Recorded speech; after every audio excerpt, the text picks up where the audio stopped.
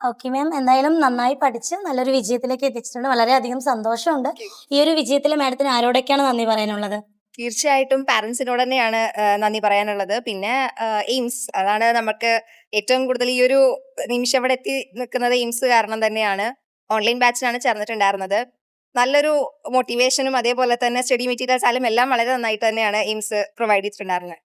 Okay ma'am, അപ്പോൾ parents ഒക്കെ നല്ല സപ്പോർട്ടീവ് ആയിരുന്നു അല്ലേ? തീർച്ചയായിട്ടും. ഇവരാണ് ഈ ഒരു എന്താ പറയാ ബാക്ക് സപ്പോർട്ട് എന്ന് പറയില്ലേ, അതേപോലെ അച്ഛനും അമ്മയും ഫാമിലി മൊത്തം നല്ല സപ്പോർട്ടിങ് തന്നെയായിരുന്നു.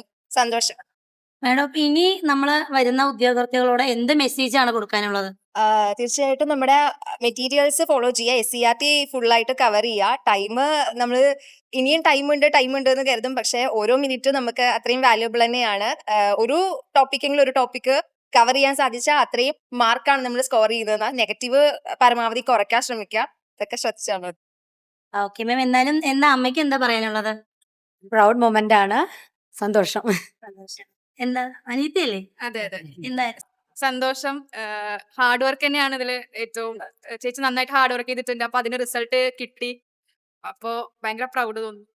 അച്ഛനെന്താ? അവളെ നന്നായിട്ട് പഠിപ്പിച്ചു, പഠിക്കാനുള്ള സൗകര്യം ചെയ്തു കൊടുത്തു. അവള് ഒപ്പം കൂടെ ഇരുന്ന് ഞാൻ വർക്ക് ചെയ്തിട്ടുണ്ട്. അപ്പൊ അത് കിട്ടിയപ്പോ വളരെ സന്തോഷം. എന്തായാലും നമ്മൾ പാരന്റ്സിന് ഒരു സപ്പോർട്ട് കൊടുക്കാൻ പറ്റും. നമ്മൾ തന്നെയാണ് നന്നായി ഹാർഡ് വർക്ക് ചെയ്യേണ്ടത്. എന്തായാലും ഒരുപാട് സന്തോഷം. ഇനി ഉയരങ്ങളിലേക്ക് എത്തട്ടെ. Okay ma'am, thank U.